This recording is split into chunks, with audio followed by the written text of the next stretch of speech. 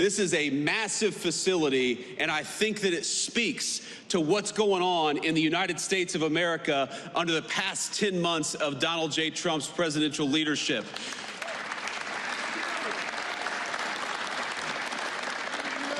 Under this president, my friends, we are building again. We are investing in the United States of America again. You heard our Secretary of Labor talk about it. 61,000 jobs added in the month of November, and that's not all. We saw private sector wage growth grow at a rate of 4.2%. You know what that means? That means we're seeing the fastest private sector wage growth that we have seen in this country in many, many years. And we're doing it by having a president and an administration that believes in you and fights for you. That is what we're trying to do every single day.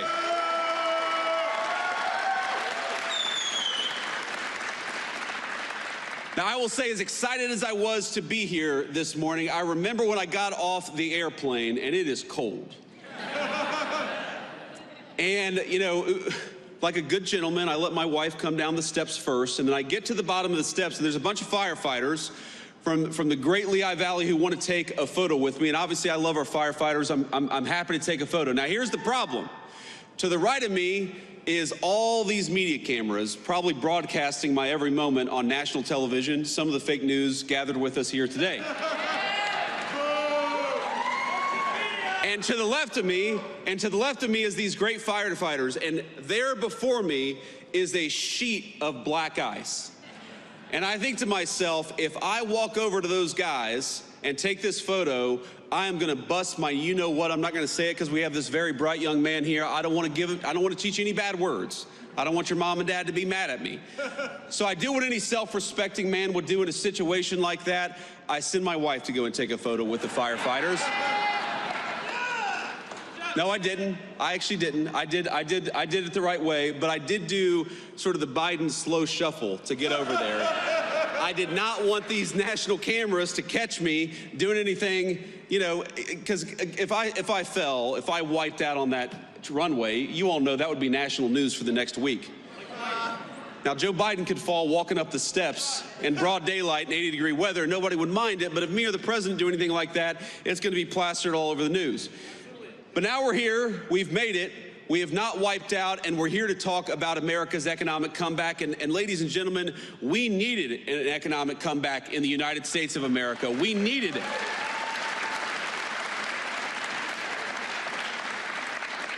When we talk about all the wage growth, when we talk about all the people who are coming into the United States to invest in the American worker, we've got real money, real jobs, and real opportunity. What that means for the state of Pennsylvania is that in just the last 11 months, we're creating 60,000 good-paying jobs for Pennsylvania families, and we're bringing in, just in this one Commonwealth, $100 billion of new investment into this great place. That is real opportunity for the American people. That is real wage growth for the American people. And look, I grew up in a community. I was raised by my grandmother in a community where, when I was growing up, the factories were closing down. And those good-paying jobs, they weren't coming into our communities. They were getting shipped overseas by politicians in Washington, D.C. The President of the United States has set this entire administration on a different course. We are sick of rewarding companies that ship jobs overseas. We're going to reward companies that build right here in America and give Americans good wages to do it.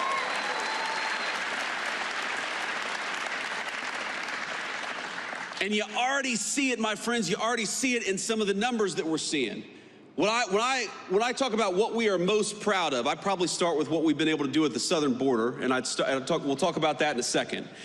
But right after that is, if you go to the Biden administration, the average American family lost $3,000 of take-home pay through the terrible inflation of the Biden administration. In just 10 months of the Trump administration, the average American family has gained about $1,000 of take-home pay. Now that difference could not be starker. When Joe Biden was president for 4 years, he took $3,000 out of your pocket. And in just 10 months of the president's leadership, we have put $1,000 back in your pocket. That's what that means. And that's just the beginning, my friends. That is just the beginning. Because if you look at what we are doing every single day, you are going to have, and if this doesn't turn out to be true, I'll come back here and you can all tell me I'm wrong. But I'm telling you, it's going to be true. You are going to have middle-class Americans, middle-class Pennsylvanians, some of the best tax season in 2026 that you've ever had. Because if you look at no taxes on overtime, no taxes on tips, when we talk about no taxes on your auto loans if you buy an American-made car, now those are political words. I'm sure you've heard them on TV, but starting with tax season in just a couple of weeks, you are going to see that in your tax refund. That's what that means. More money in your pocket because you've got a president and a Congress that are fighting for you for a change, and that's exactly what it should be.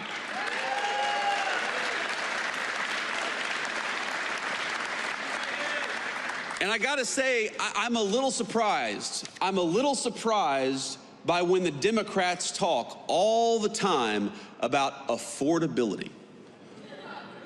Democrats say, you know, things aren't affordable. This isn't affordable. This has gotten more expensive.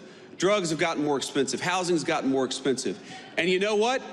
They're right, and it was because of them. It ain't that hard.